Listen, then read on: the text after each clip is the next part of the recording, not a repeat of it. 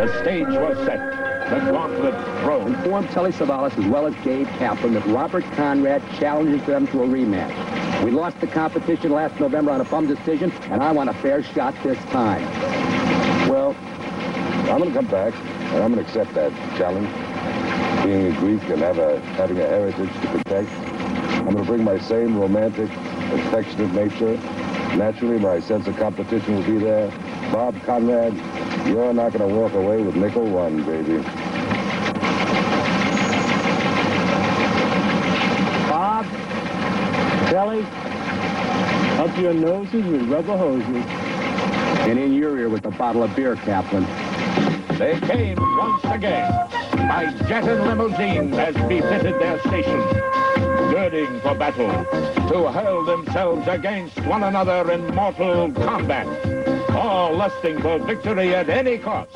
And when they met, it was called the Challenge of the Network Stars. The Challenge of the Network Stars is a unique television event, a competition involving 30 of the top stars of the 3 major networks, but they are not representing the networks, they are representing themselves only. You will also meet them not just in action, but up close and personal. A lot of money involved. $350,000 in prize money, and each member of the team winning the competition receives $20,000. This is the Challenge of the Network Stars. Tonight, the stars leave the ratings race to challenge each other face to face.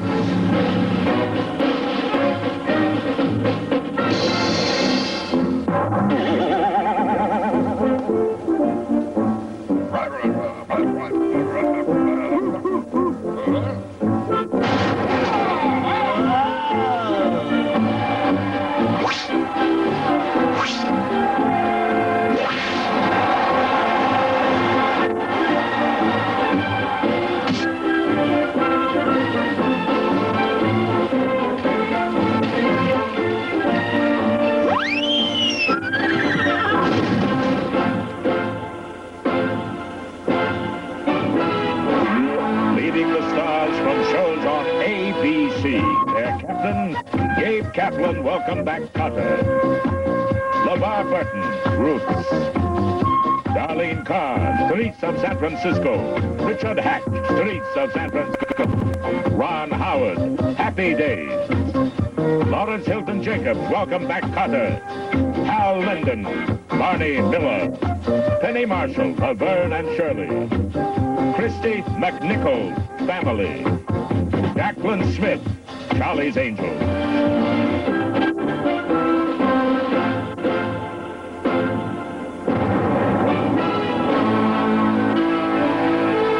Leading the stars from shows on CBS, their captain, Telly Savalas, Kojak. Sonny Bono, Sonny and Cher. Kevin Dobson, Kojak. Mike Farrell, MASH. David Grohl, Rhoda. Linda Lavin, Alice. Lee Merriweather, Barnaby Jones. Rob Reiner, All in the Family. Loretta Swit, MASH. Marsha Wallace, Bob Newhart Show.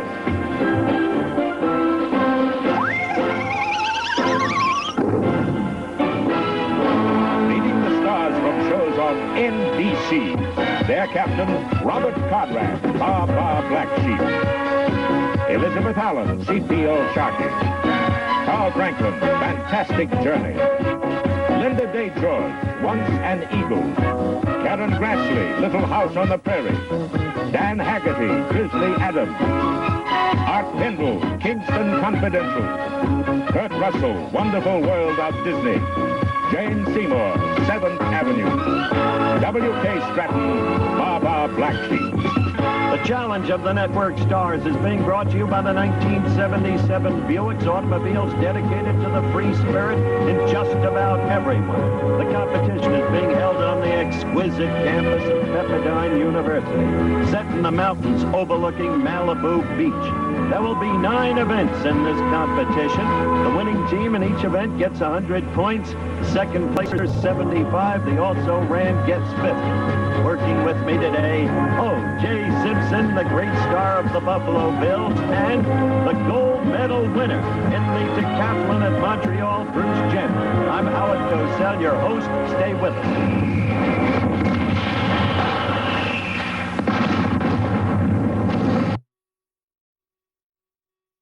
Is in the forefront. Together they combine to form a majestic setting for the Pepperdine University campus, site of the Challenge of the Network Stars. What a fine crowd we've got on hand here today for our first event. Working with me is the Olympic gold medal winner in the decathlon, Bruce Jenner. Earlier on, some of the competitors were trying out their wares in the water, not too successfully. Look at the absurd stroke of Hal Linden. And Bruce Jenner, they're all going to have difficulties, but specify, what difficulties do you foresee for them? Well, I think the difficult part is going to be the exchange at the end. They only have 1 kayak per team. And so the competitor has to get out and the other competitor back into the boat at each end. So it should be interesting. Okay, Bruce, let's pick up with the lane introductions. Leading off for the team of stars on NBC shows the unbending captain of the Battle of the Network Stars, Robert Conrad, Baba Black Sheep, and lovely Jane Seymour. As pretty as you'd want to see, 7th Avenue. Good athlete here, Art Hindle, Kingston Confidential, and Big Dan Haggerty, Grizzly Adams, with a body like a bear. For the team of stars, it shows on ABC, young Christy McNichol. Family, her show. She's only 14, but a whale of a little athlete. Joining her, Barney Miller, Hal Linden, he of the absurd stroke. Larry Hilton Jacobs is aboard. Welcome back, Cotter. He plays Washington. And finally, Richard Hatch, the all-around athlete of Streets of San Francisco. Moving on quickly to the team of stars on CBS shows, Marshall Wallace, who's a little concerned because Bob Newhart says he may be leaving television next year. Then Mike Farrell of MASH. And Kevin Dobson, the great all-around athlete, Kojak's underling. Finally, the rugged body of Sonny Bono. But hey, here's the team captain, Telly Savalas. Telly, we're about to begin what is obviously a key event, but an event fraught with danger. Is this why you've elected not to participate? That's true. I'm afraid of the water, Howard, as you know. Now we're saving the best for last. All right, Telly, we'll catch your futility later on in the competition. But now, we're about ready for the start of the kayak relay. Christy McNichol, all 14 years of her, poised and ready. She's going against Robert Conrad. Marcia Wallace gets off to a good start. Ahead of Conrad, building up a lead early on.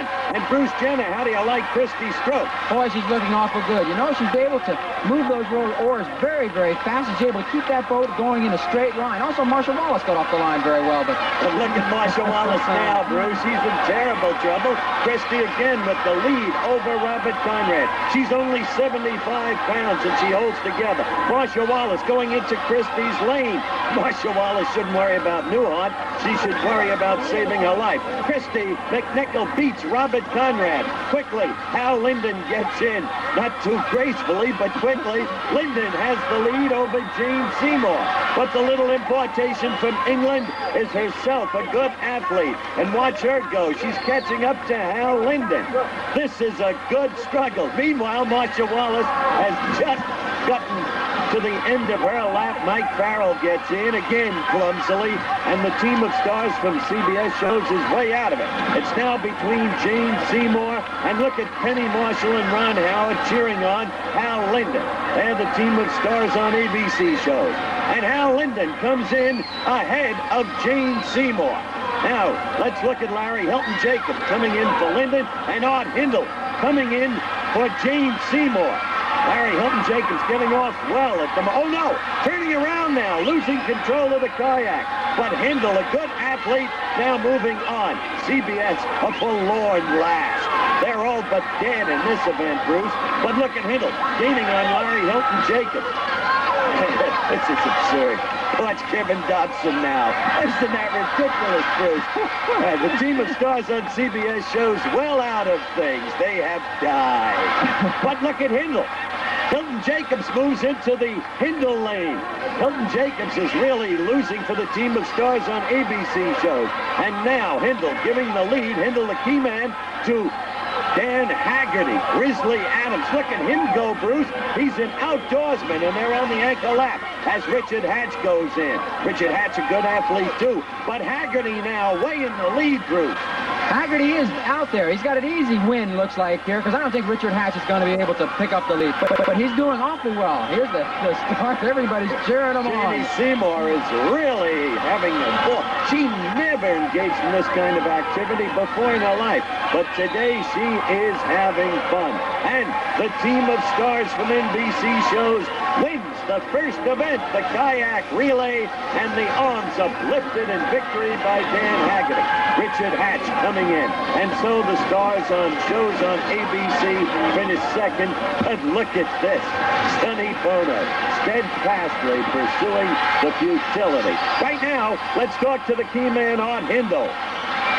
Art, of all the people out there, you were the one who looked like you really knew what you were doing. Have you had previous kayak experience? Well, I used to live with an Eskimo.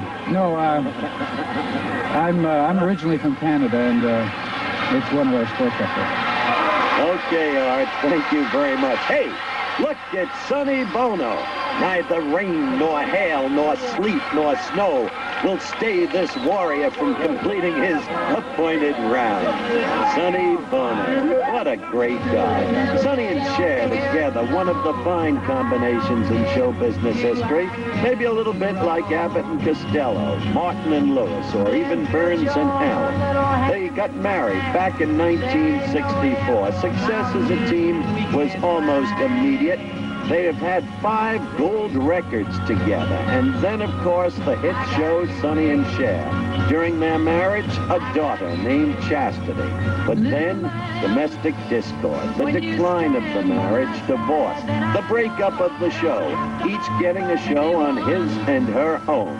Neither really making it. Then back together again for a good run, and they'll be touring together in March. I'll tell you, Sonny Bono is a fellow to reckon with, an understanding and very human guy.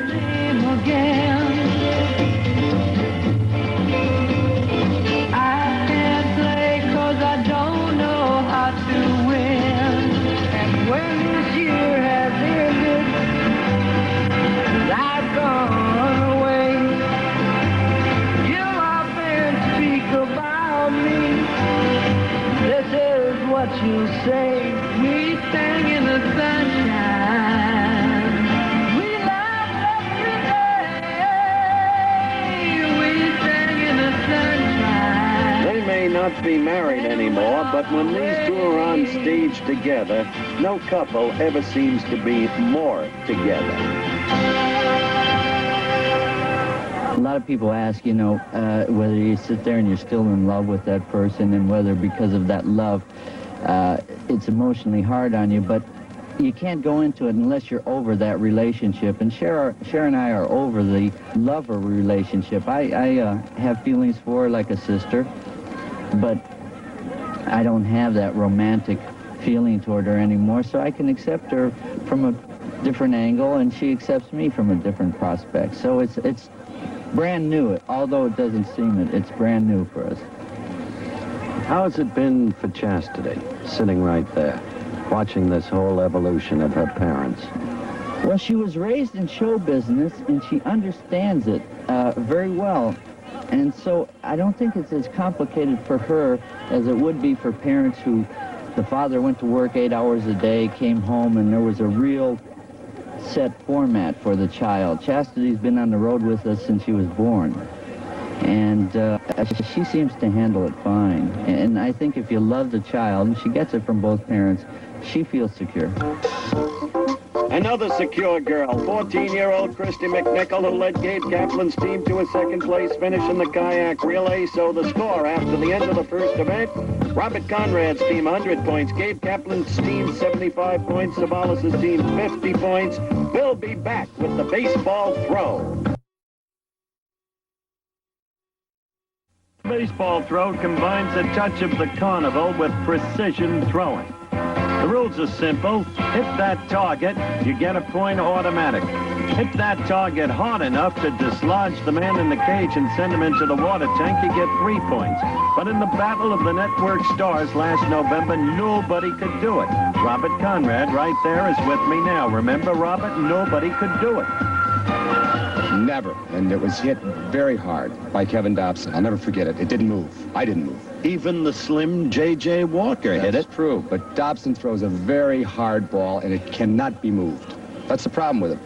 Nobody went in the whole of the competition the last time around, remember? Maybe no one was strong enough. Well, I'm going to tell you something. It is not that hard, Robert, to dislodge the man in the tank, to dump him right into the water. I will prove it right now, because my youthful colleague, Bruce Jenner, is in that tank. Of course, the world's greatest athlete. You really understand that. No way, Howard. That's why I agreed to this. I knew you couldn't hit it. You can't hit the broadside of a barn. I couldn't, huh? No, you can't hit that thing. Just watch. Only one Just throw step now. Wait a back, second. You'll never hit it. Uh-huh. Goodbye, my friend. You're not Mark Spitz. You've had your last hurrah. You can't swim.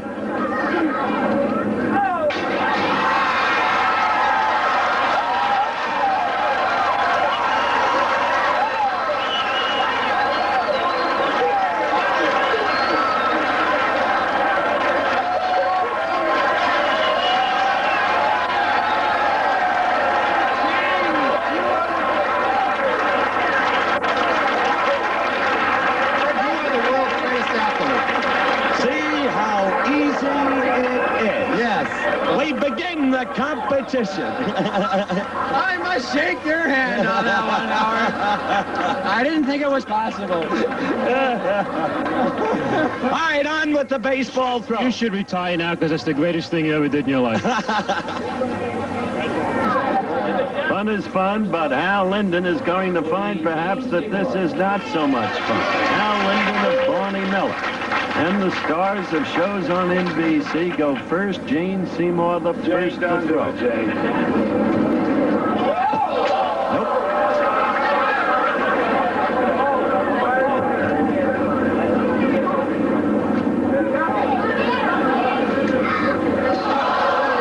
Jane Seymour, who couldn't connect in her try.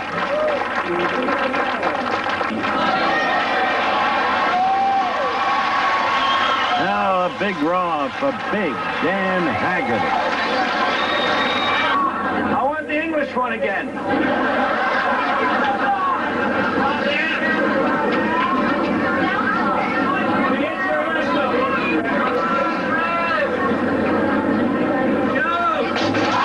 Uh-oh.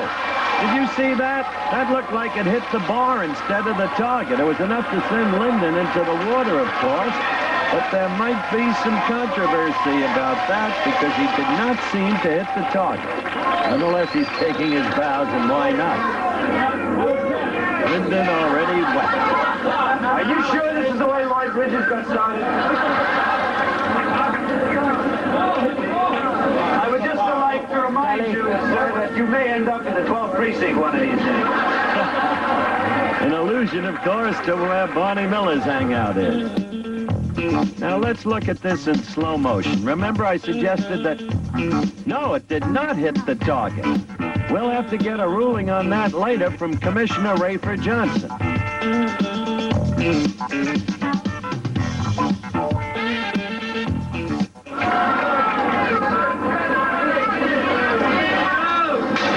No question about that one. Square hit of the target.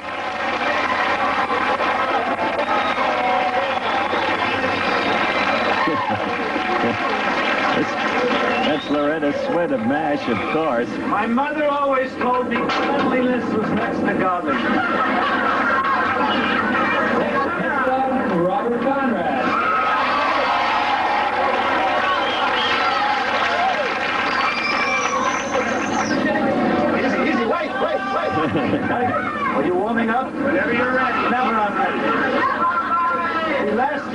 wasn't in this event. You're going to be in it this time.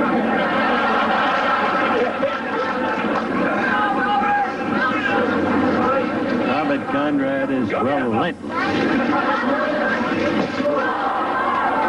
Hey, you're tensing up, Bob. You're tensing up. Now take it.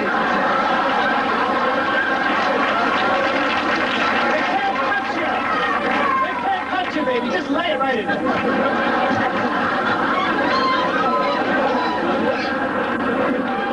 All right. Row number 2. Square hit. Down again goes Hal Linden. He knows what it is to get dunked, not once, but often. He's an exceptional man and an exceptional actor. In 1971, for his performance in The Rothschilds, he won a Tony. But he knows what failure is, too. He's had his ups and downs. He expresses as well. Having gone through it, to the depths that I went through it, and having risen above those depths, one develops a kind of inner security. As if I've been unemployed. Some of my best friends I made on the unemployment line on 91st Street in New York. You know, we used to go every Thursday morning, walk our dogs together. Sure, I've been through it, and it's the thing that says to you, forget it, give up, and do something where you'll know there's a check coming in every week. But then one day you wake up in the middle of the night and you look at yourself and you say, you know, I know my business. I know what I'm doing. I have a product that is unique, and when you get that kind of inner security, then you don't worry about somebody ringing you on the phone, because you know it'll happen, and it does. What you have to worry about right now, Hal, is this fellow, Kurt Russell, the former pro baseball player, because he's got some arm. Look at that, square hit. Down goes Linden. And the people who are stars of shows on NBC are really loving it. With a performance like that, Harold, it's lucky I have my own series. Abe Vigoda, star of Fish.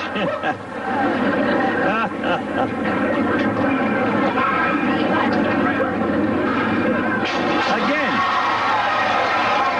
By this time, it's Linden who must feel like Mark Spitz. But he takes it all with great good grace. He really does. Rayford, now that the team of stars whose shows appear on the NBC network have completed their throwing, I understand that you have made a ruling with regard to Dan Haggerty. Yes, the first ball that Dan threw that dunked Hal Linden was definitely down the bar about 3 or 4 inches, so he did not hit the target.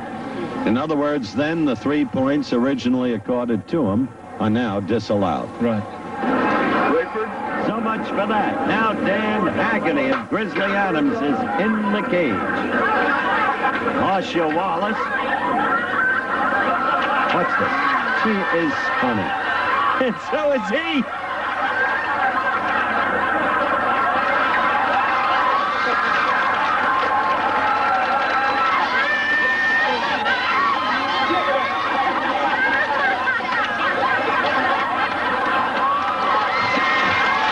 The baseball throw is really a fun competition. Fire it in there, honey. Nope. That encourages Haggerty. No luck for Marshall. Haggerty grows secure. No!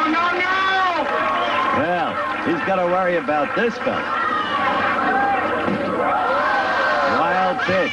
Remember, Kevin was once offered a pro contract. Good hit. In goes Haggerty. He almost displaces the entire tank. We'll be back with more of the baseball competition in just one moment. Way to go. Ray Simpson, Bruce Jenner, the challenge of the network stars, and Rob Reiner aiming to get Dan Haggerty. But no, Rob misses. Haggerty loves it.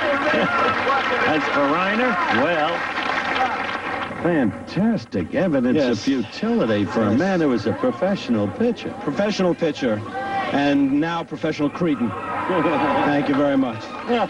I'm so sorry about that. Well, listen. In front of all these people. Got them all tied up. Look at him. And Haggerty, Hey, look give at him him another over ball. there. Go ahead, take another ball. That's it. That's That's it. Congratulations, Rob. That's it. Reiner did it in the long run. One looks at that burly body of Dan Haggerty's and doesn't remotely suspect that he hasn't placed within him the kind of sweetness and sensitivity that he truly possesses. He truly is Grizzly Adams, off the screen as well as on. He has spent most of his life living with and training animals, loving them. He was married at the tender age of 17, has 2 children. That's my boy. That's a good girl.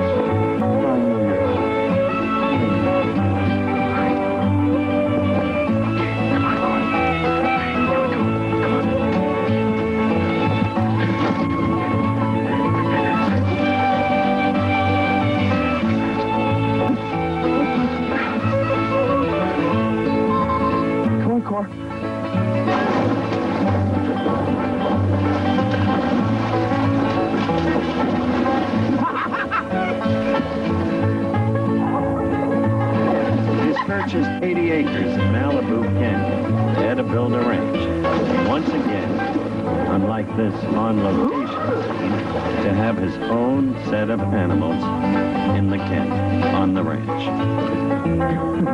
I have a great wife and 2 beautiful kids, and she's been really great for me. I'm always flying up in the air, and she's kind of my ballast. She holds me on the ground, and it's been good for both of us and my kids. This is great for my family. Meet a lot of beautiful people, and I just feel very lucky to be out here, and I'm grateful for my kids that they can grow up and meet a lot of nice people. In this kind of atmosphere where the divorce rate is colossally high, what is the secret to holding a marriage together, especially when you began at such a tender age? I think that's the secret. If you're going to go into anything, you might as well go into it full force and see it through, and there's no way that you're ever going to marry somebody and live with them and not bang heads back and forth. And I think if we both give one way and she gives the other way, I think that we do real fine. And she's a beautiful woman. She's been awful good to me, and I couldn't do any better. I can't speak for anybody else, but I think if you just put your teeth into it and write it out, I think everybody would do a lot better. Mike Farrell is now in the tank. Now up comes an all-around athlete, Richard Hatch, southpaw thrower. Another one of those with a real good arm. As you can see, good all-around athlete.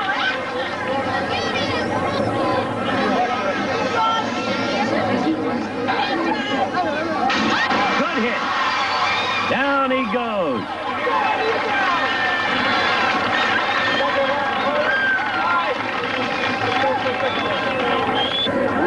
Lucky shot. Come on. 1 out of 2 for Hatch.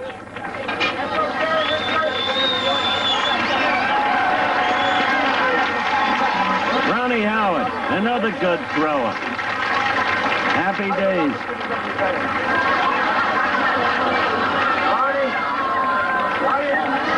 I knew you when you were a little kid, you know. Be nice.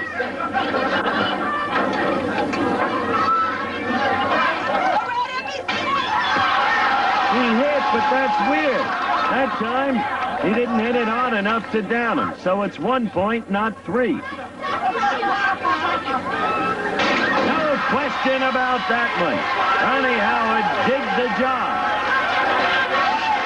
And look at Ronnie Howard's parents. They're really thrilled at Ronnie's performance. Why not? But in the baseball competition, the Stars from NBC won it, 12 points. The Stars from ABC, 7 points. The Stars from CBS, 3 points. And the Stars from NBC won it with throws like that by Kurt Russell. The current team standings: Conrad's team 200, Kaplan's 150, Savalas 100. Coming up, golf.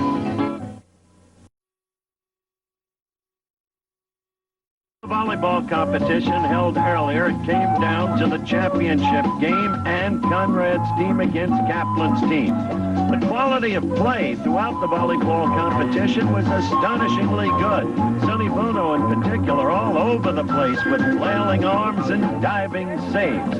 But the play was featured by long and spirited rallies and by frequent spikings. Everybody among the spectators was surprised. Linden got hit on the head from time to time, but even he enjoyed that. In the ultimate, though, Conrad's team prevailed. And so, for the third consecutive event, the team of Robert Conrad was the winner, and it's not to be a runaway. The other teams must start winning. Now we're ready for the golf competition. We have a 60-yard hole here. Closest man, closest woman to the hole, put their totals together, you've got the winning team.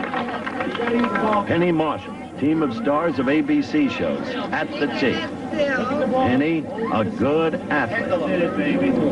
Don't embarrass the family. Rob Reiner, Penny Marshall's husband, with the words, "Don't embarrass the family." She didn't. Not with that shot. Penny Marshall gets off a very, very good shot. Measurement coming up, and in the meantime, let's have a quick word with Rob. Your reaction quickly, Rob, to what you just saw of your wife's golfing style.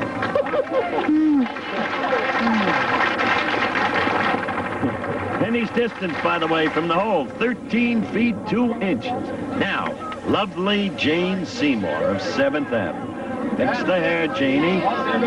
She's never held a golf club in her life until today. Let's see how she can do.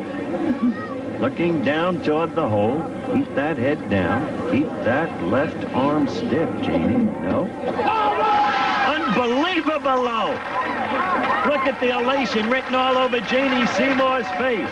A marvelous shot. And the measurement shows the distance from the hole, 5 feet 5 inches. That's the best yet. Janie Seymour doing it. Lee Merriweather, now up for Telly Savalas' team. Lee, a good athlete, too, like Penny Marshall. Lee, who's played some golf in her time. Note that stance. See how stiff that left arm is? A beauty. A beauty. This is the way, really, to play this hole when you're seeking to get close to it. Roll it up to the hole. Captain Savalas liked it, too. No question about it. And Lee Merriweather's distance, 8 feet 3 inches. So the girls are doing very well in the golf competition. But the one who did the best was this beautiful girl, Jane Seymour of 7th Avenue, Captains and the Kings. Jane Seymour, a familiar face in Britain, not really yet in the United States. Why in Britain? Well, that's where she comes from. At the age of 2, she was studying ballet. She has appeared with the renowned Kirov Ballet, and indeed her goal in life was to become a ballerina. But a knee injury changed all that, and she turned to classical drama, Shakespeare, and so on. She is a remarkably graceful woman. She is a remarkably sensitive woman. She remains unmarried, but that can't last for too much longer. Not with that face.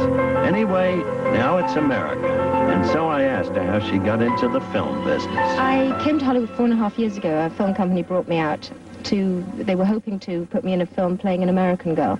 And they trained me to speak with an American accent, and it didn't work out. And I had always sort of had a feeling that I'd end up here one day, because I love working here and I love the country. And I did a special called King David, which was shown last Easter, and was promoting it. And while I was out here, a lot of people in the business said they thought I would do very well out here. And I came out with one suitcase, $500, which is all the British government would allow me for a 6-week vacation, and a visitor's visa. And I came and loved it so much, started working and stayed. She continues to study ballet, as here at Stephen Lynch Ballet School. I asked her if there was a correlation between dancing and acting. Firstly, it's enormous self-discipline to become a dancer, and it's the one thing that I think is lacking with a lot of actors. They don't seem to feel this need. The most important thing I noticed when I started was that a lot of actors can't walk or run normally or naturally, and they find it difficult to move. And in film especially, it's a great need to be able to have grace when you move and to run and walk and do things naturally. The things that people don't think about. You know, just sort of normal things. I don't like to think about Sonny Bono's socks, not after looking at lovely Jane Seymour. But that's Sonny at the tee, the golf competition. And Sonny has a good stance. Nice, easy swing. Good loft to the ball. And marvelous shot for Sonny Bono as the team of stars of CBS shows its elation. Marvelous shot for Sonny. Let's look at it again. Nice, easy loft and no great roll to the ball, which was the key to the excellence of the shot. The actual distance on Sonny's shot, 4 feet 6 inches, the best shot of the competition thus far. Sonny, I don't blame you a bit. And that puts Savalas' team ahead of Kaplan's team in the golf competition since Richard Hatch went 15 feet 4 inches. And now, coming up for Conrad's team is Dan Hackett. Now this is Bear Susie cheering him on. Susie can be found everywhere that Dan Hackett is. Dan looking up toward the hole now. Keeps that head down, Dan. Again, that low roll up to the pin shot, the kind of style Lee Merriweather used. And a marvelous shot for Dan Hackett. Simply marvelous. The distance, 6 feet 2 inches. He's embraced by Captain Conrad, and that 6 feet 2 inches gives Conrad's team the victory in the golfing competition. The total combined distance, 11 feet 7 inches for James Seymour and Dan Hackett. So Conrad's team does it again, and with the exciting running relay coming up, we're in danger of a rout here because 4 straight events have been won by Conrad's team, and they are building up a compelling lead. Team scores are Conrad 400, Savalas 225, Kaplan 275.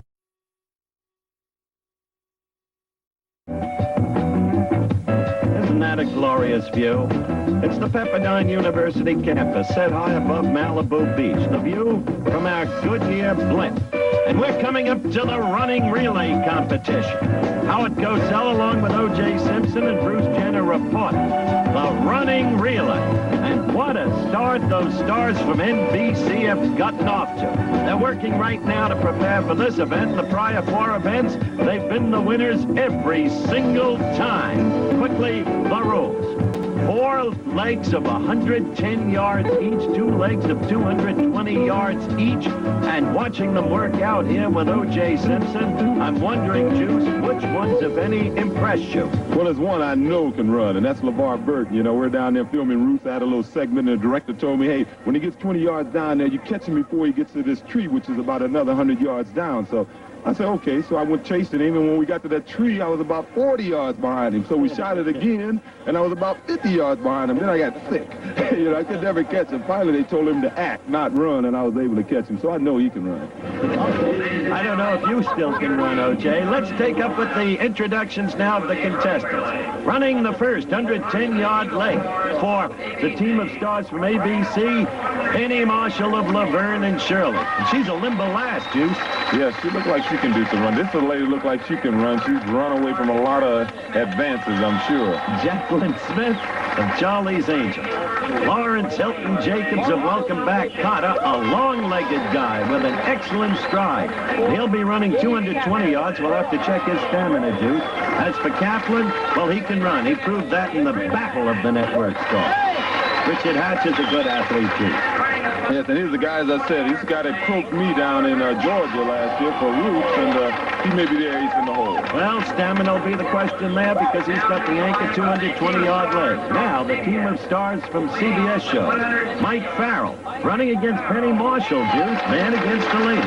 Yeah, that's unusual, but I think Penny's in good shape. She can have it. Loretta Swit running 110 yards. And then running 220 yards, David Groh of Rhoda. Linda Lavin of Alice back at the 110-yard leg. Rob Reiner. I'm glad he doesn't have to run against his wife, Penny Marshall, Juice. I tell you, he's a pretty good athlete, Howard. I've played some tennis with him. He moves around pretty good. No question about Kevin Dobson as an athlete. No question at all. That's his little daughter with him. Now, the team that has won the first 4 events, the stars from NBC. Carl Franklin running the first 110-yard leg. And Penny Marshall must go against him, too, Juice. Yeah, but he has a bum knee. You know, you heard it in that old series he was doing for Reed. You heard it on a coconut of all things. Janie Seymour running the second leg, and then Dan Haggerty at 220 yards. We know about Karen Grassley. She's a long strider, too. Kurt Russell, who is a fine athlete, and, of course, W.K. Stratton. Quickly, with the running relay about to begin, how come that you, Captain Conrad, are not running for your team? Well, my team made a protest against its captain.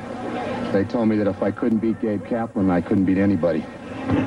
I think your team is right, because this is the way it was in the Battle of the Network Stars last November. Remember, after the Stars of NBC had won the apparent victory in the running relay, Savalas and Kaplan lodged protests, and then there was this runoff, and Kaplan, unexpectedly, to the surprise of everybody, pouring it on down the stretch. That's the way it was then. And this team of stars from NBC this time, so unsurpassing up till now. Well, what do you think of them, Telly Savalas? Well, there's no levity here. I'm serious, Howard. Right. You know, I'm looking for a recognizable face on the NBC team. For Mr. Conrad to say, well, the best man's going to run. I've got Bruce Jenner, O.J. Simpson. They're friends of mine. They're not running in the race. I suggest you put him on. You're going to need him. I agree, because you brought an Olympic team. All I did was brought what the show suggested. Stars of a series. And on the NBC team right now, although very competent actors, I don't know who they are. They may be the Olympic team for 1980, for all I know. If I may say this to Mr. Savalas, after this race, you'll know who they are. Well, we'll find out about that. And Telly, you well know that Conrad didn't select the members of his team, neither did the NBC network. The team was selected by the organizers of the competition. But what I keep thinking about, Juice, is Penny Marshall must run against two men, so... Penny, what are they trying to do to you? Putting you against Mike Farrell and Carl Franklin? I don't know. It's very embarrassing. It's a strategy play. They're saying I'll lose, but they'll have to run against their girls later. So. You think you can stay close? Oh yeah. No question. No question. Inferior man. No, I just hope not to fall. Is my main objective. Okay, Penny, good luck to you. And that's Carl Franklin. He of the bad knee, as described by O.J. Simpson. They're off the first leg, Juice. Quickly out in front is Carl Franklin. And on the inside lane, Penny Marshall trying to hang in there. And she's holding together very well, Juice, against Mike Farrell as they come to the end of the first lap. The exchanges are made successfully. And look at Jackie Smith, Juice. She's burning up the track, Howard. That she is burning up the track. Penny got an excellent start, and Jacqueline has given them a great lead here. They're going to need it. Now the exchange. Let's watch. Jacqueline Smith in the lead. Hands off to Lawrence Hilton Jacobs. Remember, Juice, this is the first 220-yard leg. Well, I got one of my brothers running. I think he's going to hold the lead. Marvelous stride. The question here will be stamina, because Haggerty in second place is a good athlete, and he's running strongly, closing in on Hilton. But Hilton's hanging in there, making the mistake, Juice, of looking back. But there, a defiant gesture, and he holds together. And this exchange is not so successful. Right there on the ground is Dan Haggerty. This is Gabe Kaplan in the lead. And this is where the strategy of having Penny Marshall against two men pays off, because Kaplan could build up the lead against Karen Grassley. Each team must have two women competitors. Now Kurt Russell trying to pour it on. He's chasing Richard Hatch. Hatch himself a strong runner out there. And now the exchange for the final leg to LeVar Burton, Juice. Yeah, LeVar, I think LeVar got it made here, but WK is a pretty good sprinter. I think he runs about a 10-flat 100-yard dash. I think Robert Conrad may have been wrong. It looks like they don't need Bruce Jenner or O.J. Simpson. Looks that way now, but LeVar is beginning to tie up. Stratton's closing the gap. LeVar looking back, another mistake, but he's got enough left as Stratton begins to tie up. So the team of stars from ABC shows wins in the running relay. They stay alive by the victory in the overall competition. And Kevin Dobson finishes a distant last, but still gets encouragement from his captain, Telly Savalas. And Rob Reiner gets encouragement from his wife, Penny Marshall. Seems to be limping a little. Whooping it up, LeVar Burton, and why not? He was the anchor man. But the little lady who turned the tide for Kaplan's team, it seems to me, was this one, Jacqueline Smith. Take over, Juice. For anyone who's ever watched Charlie's Angels, it's no surprise that Jacqueline Smith keeps herself in excellent shape. But in the condition to run a relay leg like this, hey, Howard, that's a surprise to me. Oh, boy, what a long, loose stride. And as she passes off to Lawrence Hilton Jacobs, she has done her thing. Let's talk with her. Jackie, baby, you won that race. Oh, I did. For the blue team, you really poured it on. You're a track star in Texas or something? No, maybe the 60-yard dash in high school. Jackie Smith, explosive new star of Charlie's Angels. I wondered if she were anything like the role she portrays. I'm not like the character in Charlie's Angels at all. My lifestyle away from work is very conservative and very quiet. And I'd say I'm really an old-fashioned girl with old-fashioned values. And I love staying at home. I'm not into a Hollywood lifestyle of parties and discotheque and that sort of thing. I truly like just staying at home. You know, I've been doing my house over, and one of my hobbies is decorating, so I've been restoring my house to an 18th century colonial, really an authentic colonial. So I've been working on that in my spare time. Juice mentioned that Jackie's in terrific shape. This is one reason. Dance and yoga classes, 1 day a week. That's all the time she has for them. One thing about her, she hasn't changed. She talks about her closeness to her family. My family is very important to me. I think they live in Houston. I talk to them every single day. And I used to go home once a month because I always would go to see my grandfather. But now they come here. And I think they're going to live here maybe 6 months of the year. So the balance of their lifestyle and the devotion and love. I mean, they're always there and always behind me. And it's the sort of thing where if something's upsetting, I can really call them and say something, and they give me an answer, and everything's all right, and I believe it. You know, it's a terrific, it's the greatest thing. I mean, everybody's going to a psychiatrist today, or this or that, or they're into all these different things, which is fine. But I just call my parents, and they give me the best answer in the world, and it always works. Well, it sure worked for your team, Jackie, what you had to deliver. And as we look at the race again, you handed off to Lawrence Hilton Jacobs. He held and even increased the lead you gave him. But in his pass-off to Gabe Kaplan, it was not really precise, yet Gabe himself was helped by the imprecision in the baton exchange between Karen Grassley and Dan Haggett.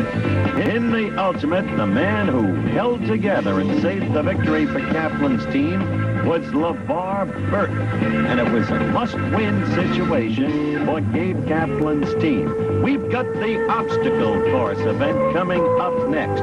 In the meantime, after 5 events, Kaplan's team 375, Conrad's team 475, Savalas' team 275. That's the team standard.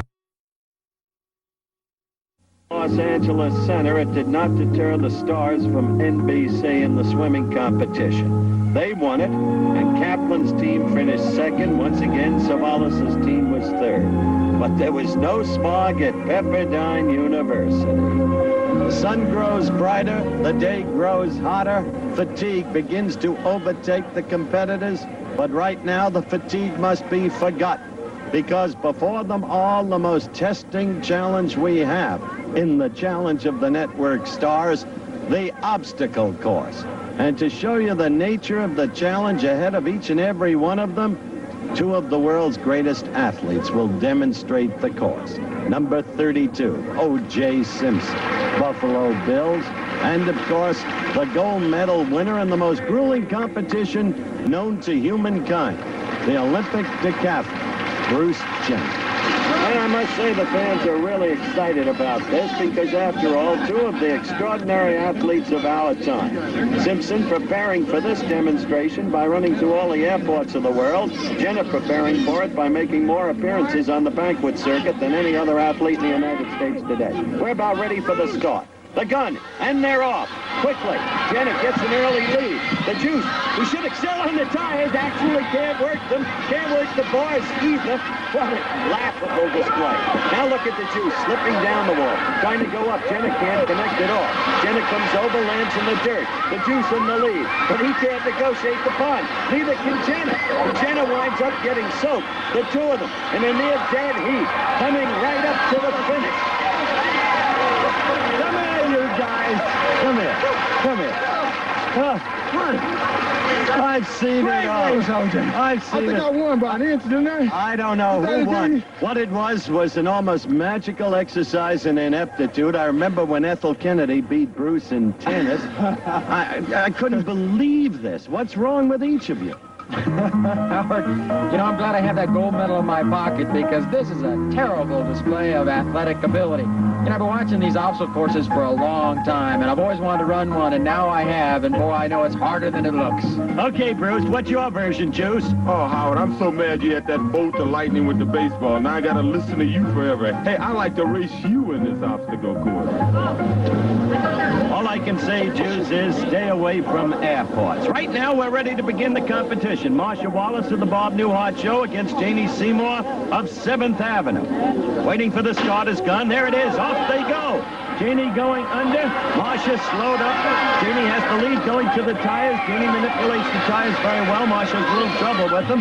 Now to the bars. Now to the bars. And there goes Janie Seymour. That'll cost her points. That'll be a penalty. Janie gets to the wall first. Note the girls go over the shorter portion of the wall and then over the taller portion. And they get up to the pond. And look at that. Marcia into the water. A penalty there. Janie Seymour comes down, the apparent winner, but only apparent because penalties will have cost her the race. Nonetheless, she's a good one to talk to, Bruce, and let me try to get over to her right now. Janie, congratulations. You made a great run for it, although you fell on the ball. What happened? Yeah, I'm no monkey.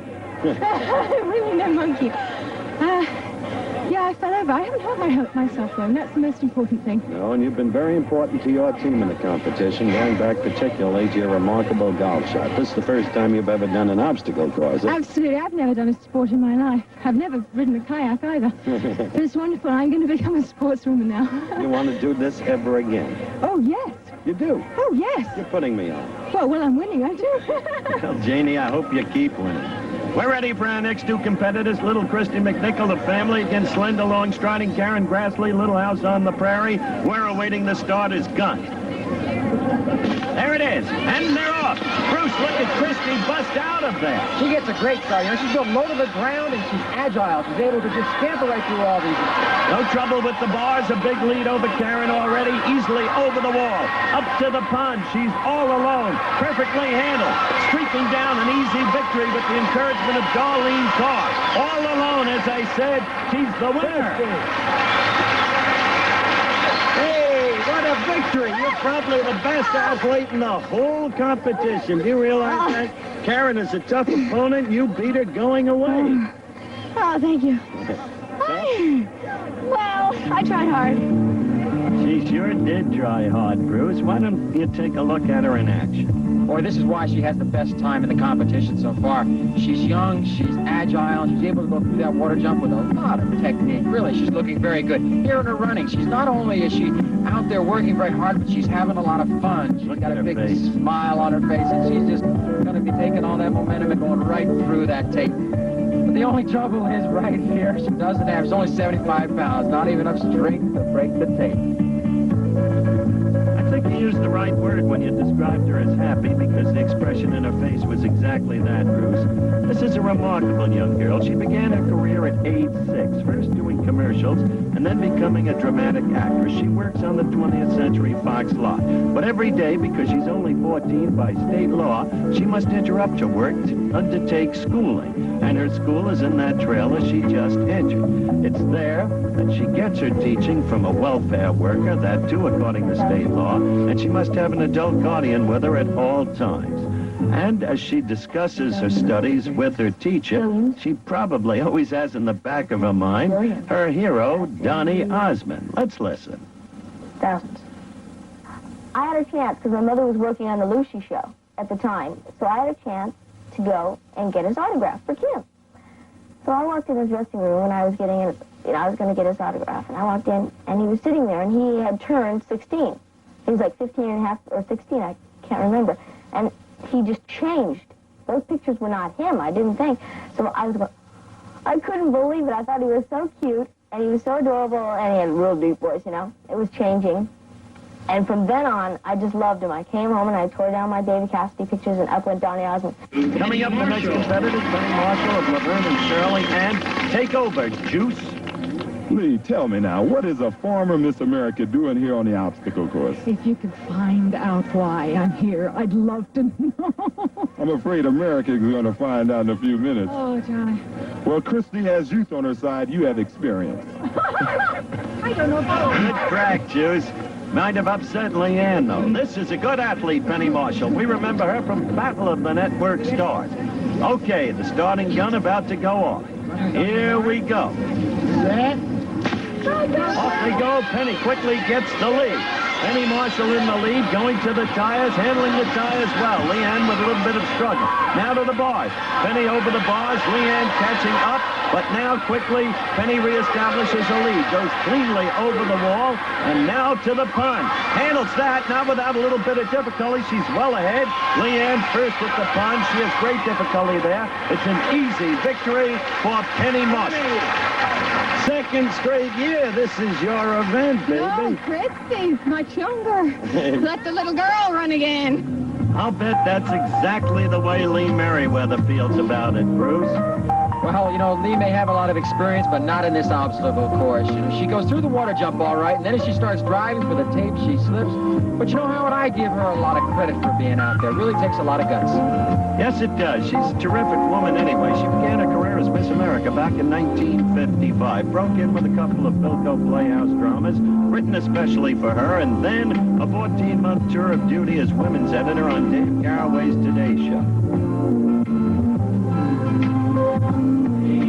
Let's get back to the competition. Kurt Russell, for the man on Robert Conrad's team, past professional ball player, and Sonny Bono, who'll give anything a try. What a great sport this guy is. Kurt Russell taking the competition very seriously, as does his mentor, Robert Conrad. Now we're about ready again for the starting gun here, and keep a close eye on Kurt Russell. Sonny Bono, too, for that matter. All right. Here we go. Look at Russell bust out of there on his stomach and slid right under the rope. Handle the tires easily. Sonny's already in trouble, and yet hanging in there. Russell with a good lead, going over the wall. Russell making great time. Russell may win it, but look at Sonny hanging in there, even to the pond with all of his difficulty. Russell, the winner, with the best time in the competition thus far. Even though Sonny Bono lost to Kurt Russell, you got to give him credit for getting more out of himself than he ever thought he had to give. Look at him in slow motion. Bruce? Howard, what's the saying? If you've got their hearts and minds, their bodies will follow. Well, it looks like Sonny's got the heart and the mind, but his body just doesn't seem to be following.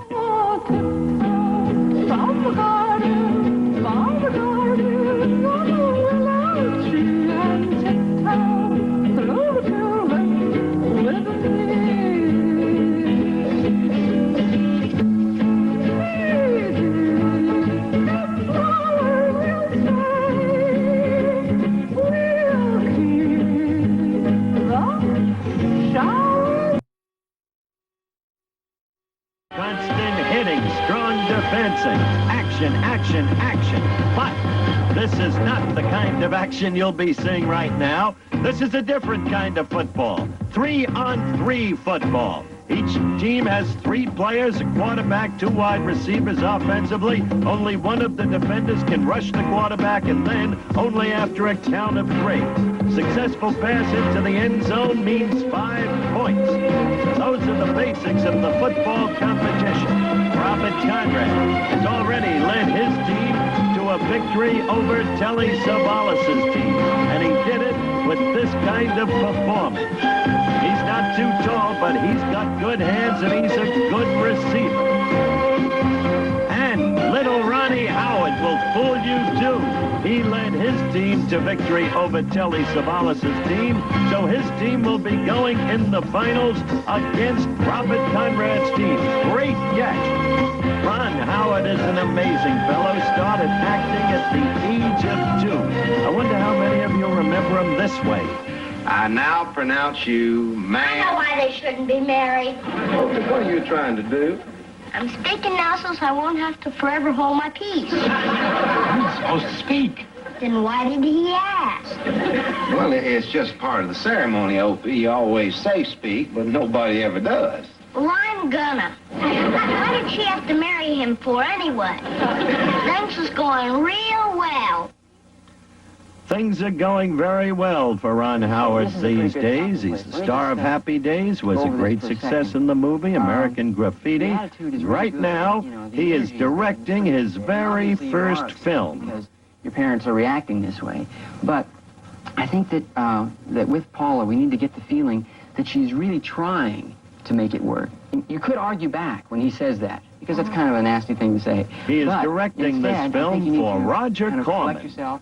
I've always enjoyed working with first-time directors. I can remember working with Francis Coppola and Peter Bogdanovich and Marty Scorsese, and I think there's a great stimulation in working with a director who's doing his first film.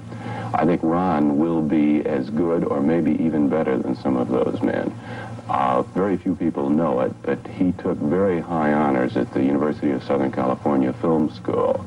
I saw his student film, and I thought it was extraordinarily good.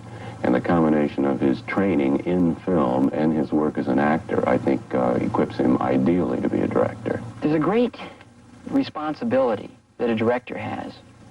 Kind of total commitment to one project. And he lives or dies by what he does. As an actor, sometimes you can be doing a couple of jobs simultaneously. You come in for a week, maybe on a movie. You don't have that kind of commitment. Right now, the commitment has to be to the gridiron. Gabe Kaplan's team against the team of Robert Conrad. The finals, another must-win situation for Kaplan's team. Juice, which team do you like and why? Well, I got to give Robert Conrad's team the edge. I think they have the better athletes, but I talked to Gabe right before this competition began. I think he has a real sound strategy. Look for him to run a lot of cross patterns. Look for him trying to hit the underman, Howard. And I think they have sound strategy, and that strategy will see them through. I think the finals will be in the tug-of-war because I think Gabe Kaplan's team is going to win this competition. Okay, Juice, each team has 5 offensive plays left. Conrad's team led at the quarterback position by W.K. Stratton, who's a good one.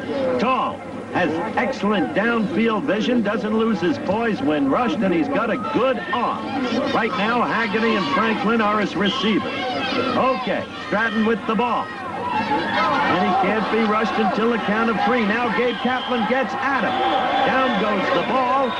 Kaplan apparently touched him inbounds, but there is a protest going on. The official involved is none other than Jim Tunney, who is a key, respected official in the National Football League.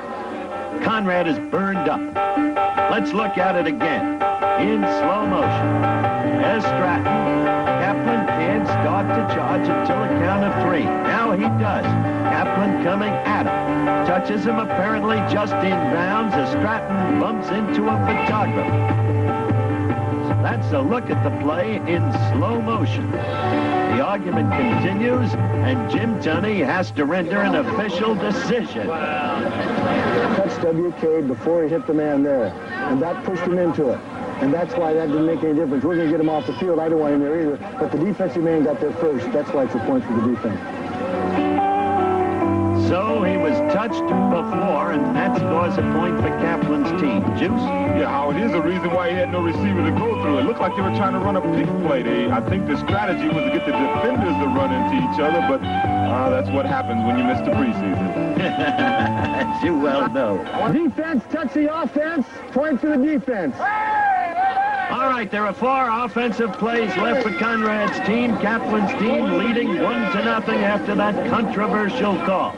Stratton ready, back with the ball. Franklin and Haggerty going downfield. Kaplan trying to get to Stratton. Too late. Great catch. Good throw. Great catch. LeVar Burton got there too late, and Carl Franklin scores 5 points for Conrad's team. Juice? Yeah, with Linda J. Judge there cheering, I'm sure he wouldn't drop the ball. Carl made a good move. He ran a simple out pattern. LeVar came on him a little too late. WK, I must admit, put that ball right on the money. He can fire the ball. A little bit of a huddle, 3 offensive plays left, and Art Hindle is back. Remember, he got hurt in the obstacle course competition, but he's back and he's just fine.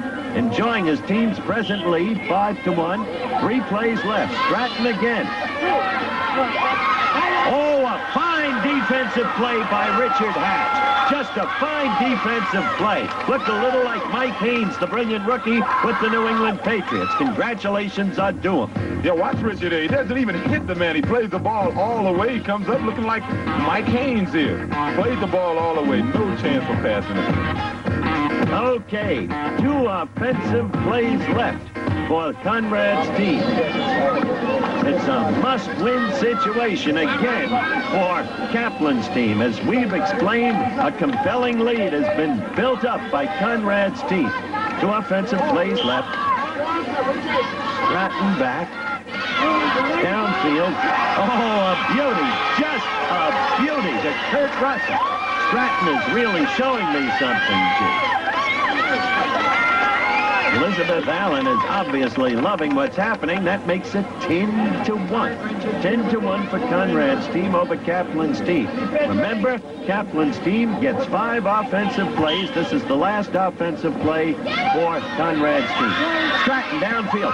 What a catch! What a catch right there. Robert Conrad spiking the ball in true NFL fashion, too. He really is an athlete. And he is as tough a competitor as you would ever want to see. Yeah, let's take a look at that in slow motion. Robert Conrad is certainly one of the top athletes in television today. I can remember when out to the Olympics to watch the fights, and he'd be at every boxing match there was, and at one point he was talking about him going into professional boxing. You see him run a simple out. WK puts the ball almost on the money. He goes up, makes a great catch, and does what every great receiver is taught to do. He got both feet in, and Howard, that's a touchdown in any league. Well, let's get his reaction, Juice.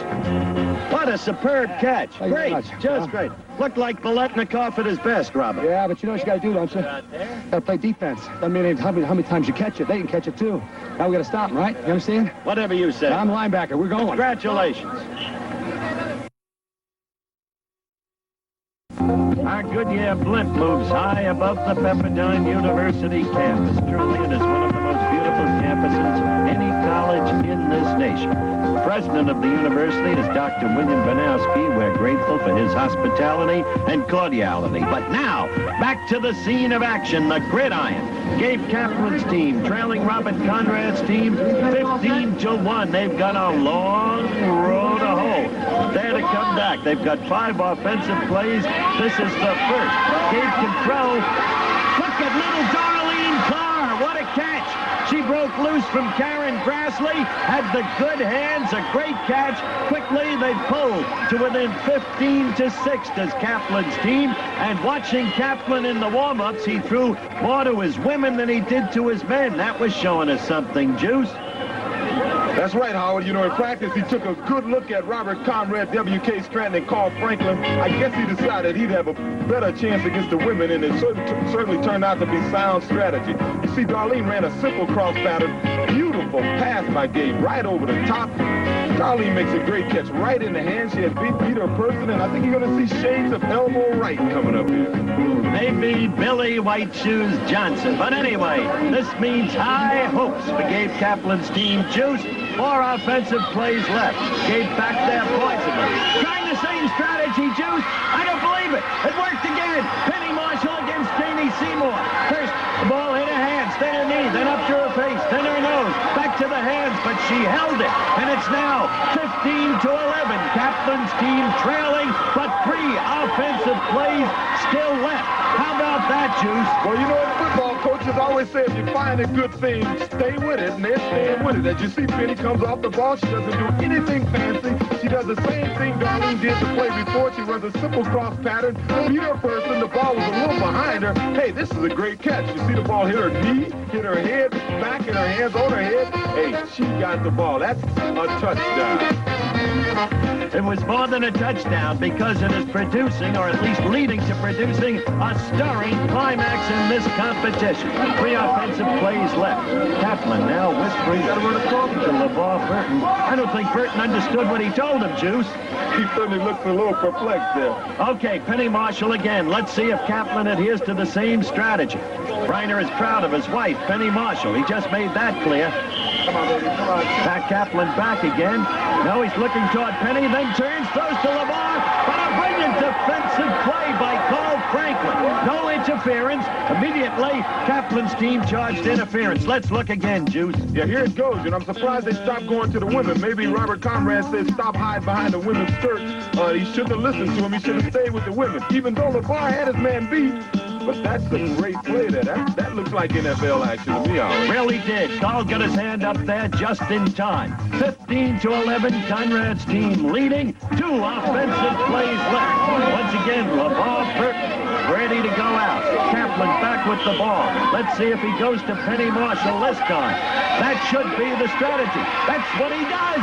Penny Marshall becomes the hero of the football competition. What should we say, heroin, Juice, in terms of women's lib?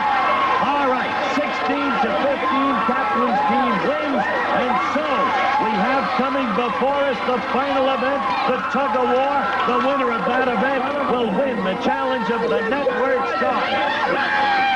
And you never saw a prouder, happier husband than Rob Reiner as he embraces Penny Marshall. What a beguiling couple. Let's visit with them. Hi. Yeah, this is it. Yeah. Hold on a second. Let me just one second, okay? Let me just see if Penny's honey? Yeah. Honey, are you decent? Yeah. They're here. The people are here. Oh, I was just cleaning up. Come on up. Yeah, come on up. We're just straightening up a little bit. You just find your way up. These two are an utterly madcap couple, each with a long family background in show business. Come on up. Watch your step. Yeah, be careful. Just come on right up. This is it. This is where we live. This is, it's not quite exactly what we've done. You can see we didn't know you were coming, and so don't mind the mess and everything. I But, tried, the maid didn't come. So. yeah, it was her day off. In the beginning, when he was working and I wasn't, I was just working a little bit, I would wait for him to come home to say, okay, let's go now, and he was too tired. Let's go out, let's have fun, and he was tired. And so I had to stop doing that and find other people to play with because he was, too tired to play. But then when we both started working, then we were both too tired to play, so we saw each other more. This is the plant room. Yeah, you can see all the plants and everything. We try to, the French tapestry and everything, we've got that from, it's like an 18th century tapestry from France, and of course all the beautiful plants that we've collected over the years. And it's doing well because of the light. Yeah, there's a lot of light, exactly. Most of them are need the lights. Yeah, come up here. This is the bedroom. It's the bedroom. And we use it a lot. People have that thing of, their egos get crushed because somebody's more famous and the other one's making more money or stuff like that. I don't mind the fact that she's earning quite a bit more than I am. It doesn't bother me in the least. Honey. I'll lend you some. We have everything here. Let me see a few of the items that, it's kind of a funny story that goes with this, kind of a kick. Don't tell him.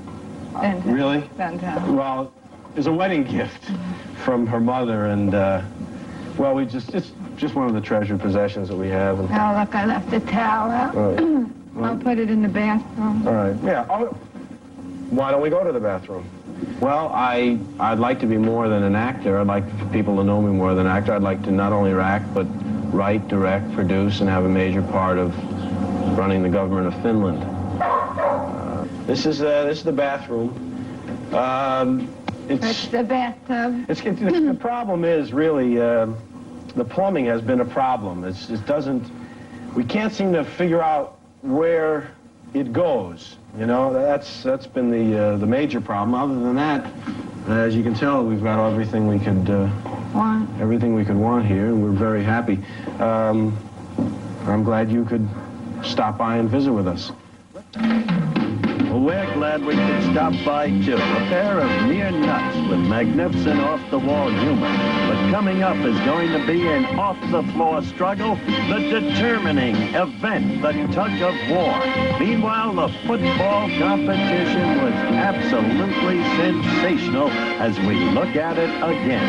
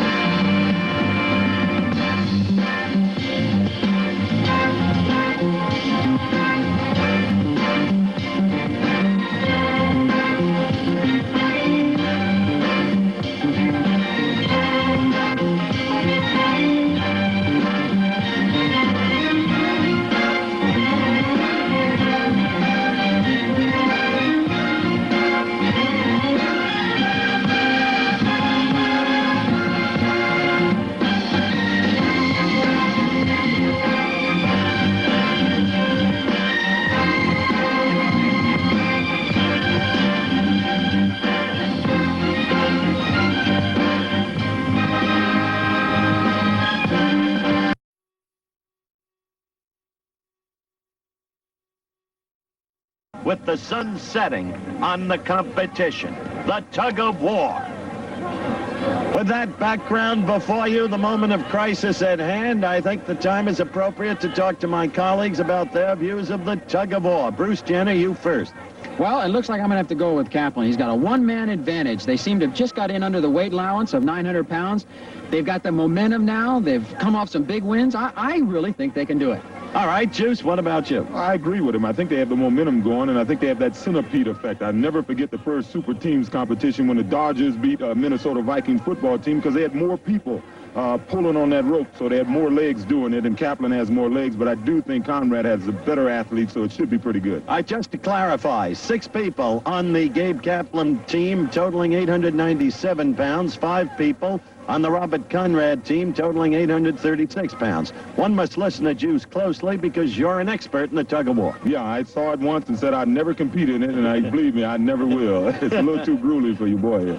All right, let's find out how each and every one of the contestants feels about the upcoming competition. We were a Cinderella team the last time we had this competition. We're more of a Cinderella team now, and we're going to win it. I haven't had so much fun in years. Never pulled a rope for $20,000, but I'm not going to go across that side. I think Bob's team has been completely demoralized by our strength and our spirit today, and we're going to do it. We're going to win it. It's a matter of pride, and it's a matter of money. They may have the brawn, but we have a lot of heart and soul, and the people are with us. And we're going to kill them. We're feeling good, and we're young, and we're going to do it up, man. We're going to try like hell. I promise you that, Howard. This is what it really comes down to. We're going to give it all we got. All I can say is the Bears give me a lot of handy hints, so we're going to get them. All right! We are young. We are together. We are going to do it. This is the time. The time is now. There is no tomorrow. And if I win this, Howard, I'll have enough money to buy you a new personality. Thank you very much. Gabe Kaplan, TV comedian, stage comedian, Erasmus Hall High School cheerleader, busboy at a hotel. Gabe Kaplan, funny man. Desire. With me, when I was young, I always thought that I was adopted. And there's nothing wrong with being adopted, but I think if you are adopted, your parents should tell you. You know, when you're old enough to understand. They should come up to you and say, look, we love you very much, but you're adopted. But my parents never said anything. In fact, about 5 years ago, I asked. I went right up to my father. I said, Ling Chao?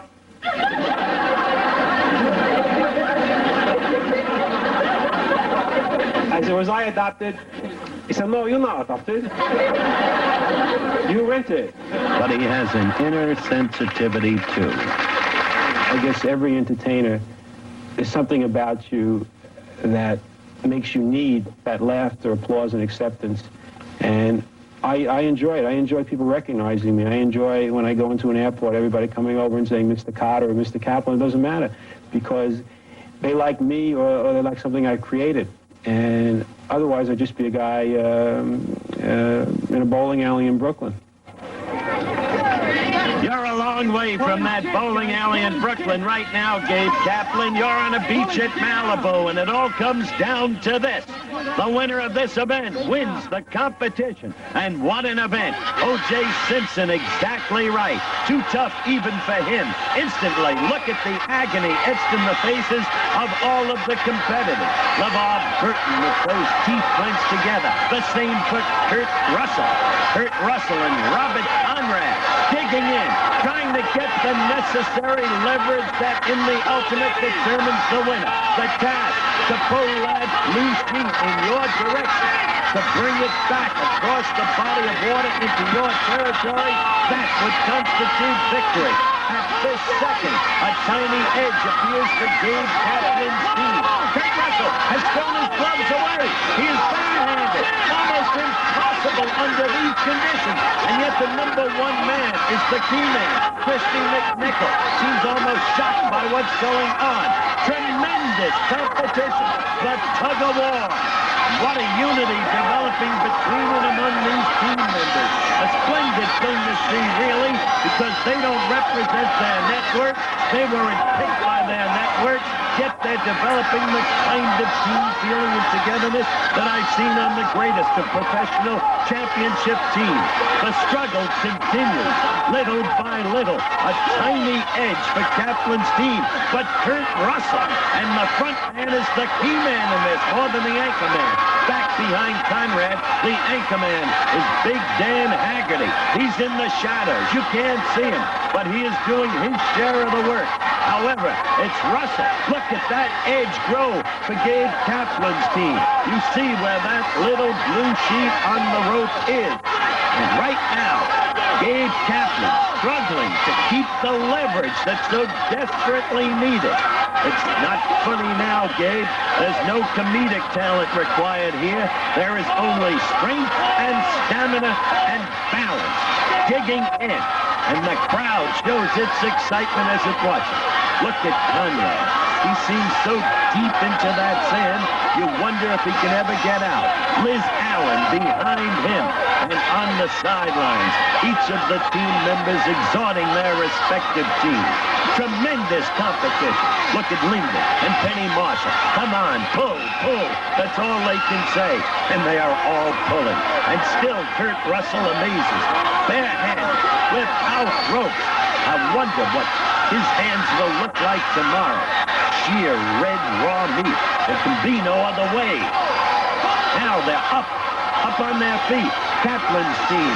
And they have lost ground by doing that because briefly Kaplan let go of the rope. You see they have lost ground. You see now where the blue sheet is.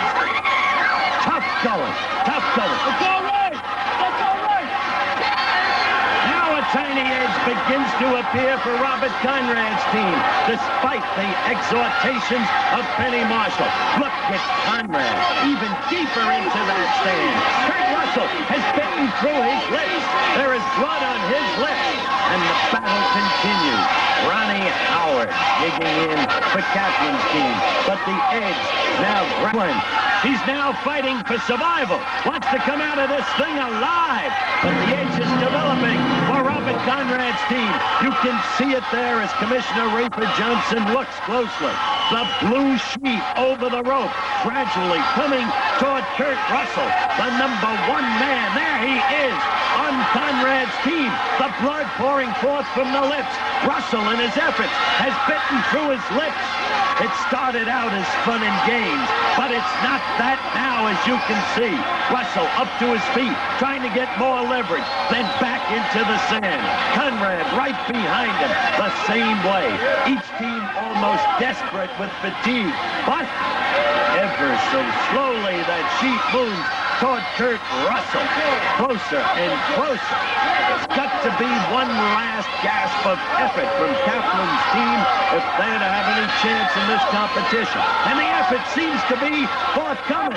LeVar Burton, Ronnie Howard, Richard Hatch, all behind Kaplan, and back to the middle goes the blue sheet.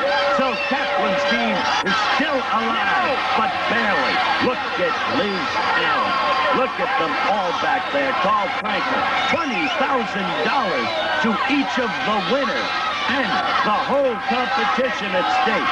Beads of perspiration dripping down from Kaplan. The same true of Conrad. Early on, it appeared to be a rout for Conrad's team, but Kaplan's team made a resounding comeback. But it all comes down to this.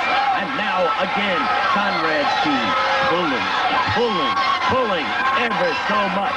Kaplan slipping forward towards the water. Now, too much rope distance between him and LeVar Burton, thus destroying the balance, the unison of the Kaplan team's effort. But Kaplan can do no more than he's doing, as you can see. And closer now. Rayford Johnson hovering over that blue sheet. Kaplan desperately trying to get some strength back, but the body moves ever closer to the water. The fans, of course, excited. No, as I said, it's not fun and games, not now. Not when you look at Kurt Russell, and not when you look at Gabe Kaplan. Too many think that the back man, the anchor man, is the key in a tug-of-war. Not so. It is the lead man. And there is no Robert Hedges here this time for Kaplan's team. We're about at the end, or so it seems. Johnson over the tape. Look at the bloody mouth of Russell and the agonized face of Kaplan. Close to the end. It is almost there. Kaplan already in the water. Look. There's Johnson. That's it. The commissioner blows his whistle. Robert Conrad's team has won the tug-of-war. Robert Conrad's team has won the challenge of the network stars. A stirring, dramatic climax to what started out as pure fun. Kurt, I gotta ask you one question. You had your gloves off. I didn't think you could hold together without those gloves. I didn't feel good with them on, so I told you I wasn't going on the other side. Kurt Russell, what a story. After what he just went through, he still had the concentration to remember what he told me just prior to the event. Hey, good, Gabe. Hey, Gabe. Gabe, I thought you were going to faint out there. I almost did. I almost did. But they were a little too strong, but we tried. But he did a great job.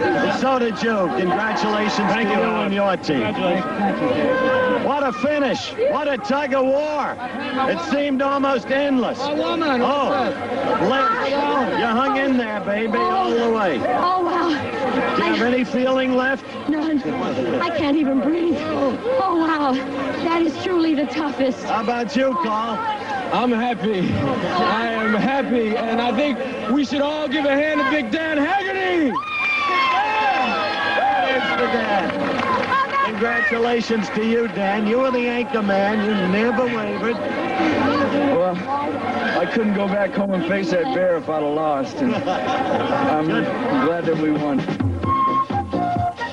So the challenge of the network stars is over. It was fun, sure, but a triumph of the human spirit, too. The executive producer of ABC Sports is Roone Arledge. Challenge of the network stars produced by Don. By Chet Fortin. Technical director Chet Mazurek. Associate producer Peggy Brin. Associate director Dick Buffington. Be sure to join us this Saturday on ABC for the Pro Bowlers Tour and ABC's Wide World of Sport.